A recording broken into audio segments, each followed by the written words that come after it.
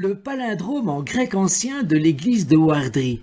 Lorsque vous entrez dans la belle petite église du pittoresque village de Ouardri, vous trouvez à gauche du portail un bénitier avec une inscription en grec ancien.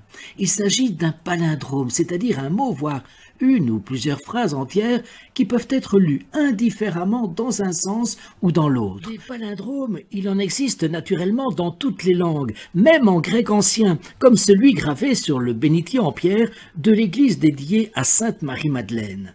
L'élément déclencheur de cette étude a été pour moi de comparer l'inscription de Ouardri avec celle présente en la basilique devenue mosquée en 2020 Sainte-Sophie de Constantinople, alias bien sûr maintenant Istanbul. Ce même palindrome se voit également en l'église Notre-Dame des Victoires à Paris sur le bénitier qui sépare la chapelle Sainte-Geneviève de celle des Fonts. À Istanbul et à Paris, l'inscription est la suivante. Nipson, anomemata me monan opsin. Or, à Ouardri, l'inscription devient Nifon, anomemata me monam ofin. On le voit à Istanbul, Constantinople et à Paris, il est indiqué Nipson et non Nifon, comme sur le bénitier de la petite église de l'entité de Brunehaut. Il y a donc eu manifestement confusion entre deux lettres grecques, le psi d'une part et le phi d'autre part. Comme il s'agit d'un palindrome, l'erreur est reproduite tout naturellement deux fois, c'est-à-dire en l'occurrence dans le premier et le dernier terme. S'agit-il d'une erreur du curé qui a commandé ce bénitier et de manière corollaire ce palindrome en grec ancien? S'agit-il d'une erreur du graveur? Ce qui est cependant moins probable, la connaissance du latin et du grec étant l'apanage des clercs. Le tailleur ayant dû respecter à la lettre, c'est véritablement le cas de le dire, ce qui lui avait été confié. Toujours est-il que, objectivement, dans l'alphabet grec, phi et psi sont évidemment deux lettres distinctes et qu'une confusion est née à un moment donné.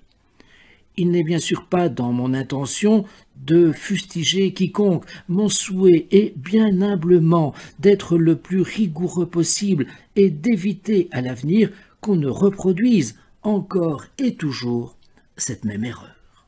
Dissection du palindrome. Nipson anomemata me monan opsin. Professeur de latin et de grec au collège Notre-Dame de la Tombe à Caen, Stéphane Notebaert nous livre ses explications. Nipson, et non pas, comme indiqué au Ouardri, Nifon. Nipson est l'impératif aoriste deuxième personne du singulier du verbe nipto, laver. Anomemata, accusatif pluriel neutre. On retrouve l'alpha privatif ainsi que la racine nomos, la loi. Littéralement, l'absence de loi, l'illégalité qui devient, dans un vocabulaire judéo-chrétien, la faute, le péché. Mais il s'agit de la négation, employée après un verbe à l'impératif. On peut l'interpréter comme un ordre assez catégorique, assez ferme, adressé à Dieu lui-même. Monan, forme dialectale du dorien, c'est-à-dire de la région de Sparte dans le Péloponnèse. Cette forme a sans doute été préférée à monen, plus classique en dialecte ionien attique, pour que le palindrome fonctionne. C'est un adjectif, l'accusatif féminin singulier, qui s'accorde avec opsin. On peut traduire monan par et pas le seul, au sens de et pas uniquement, c'est-à-dire et pas uniquement l'aspect extérieur. Le nominatif de ce terme est monos, c'est-à-dire un seul. Opsin et non ophin, même erreur de transcription du psi en phi. Opsin est l'accusatif de opsis qui signifie l'action de, sis et voir, op, racine que l'on retrouve aisément dans les mots français optique, biopsie, etc. Opsis signifie donc la vue, d'où les yeux, mais aussi l'apparence, l'aspect extérieur. Visage peut en effet pouvoir convenir en français. On peut donc aisément le traduire par « lave mes fautes, mes péchés, et pas seulement mon visage ». Pour rappel, les déterminants possessifs ne sont pas indiqués dans le texte grec.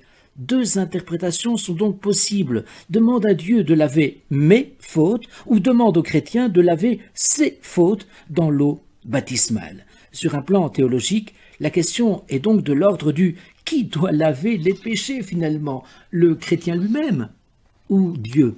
C'est vraisemblablement là toute la controverse entre les actions propres à l'homme et la grâce qui vient de Dieu. En faveur de cette deuxième solution, l'emploi de l'impératif est assez direct et catégorique pour s'adresser à Dieu. Mais enfin, on retrouve cet impératif, cette exhortation dans le Notre Père lui-même. Par exemple, « Donne-nous, délivre-nous du mal ». La formule latine maintenant du palindrome grec. D'emblée, l'extension et même la déformation théologique en quelque sorte, où ce ne sont plus seulement les péchés qu'il apporte de laver, de purifier, mais l'âme elle-même, oserions-nous dire dans sa totalité, dans son intégralité. Conclusion.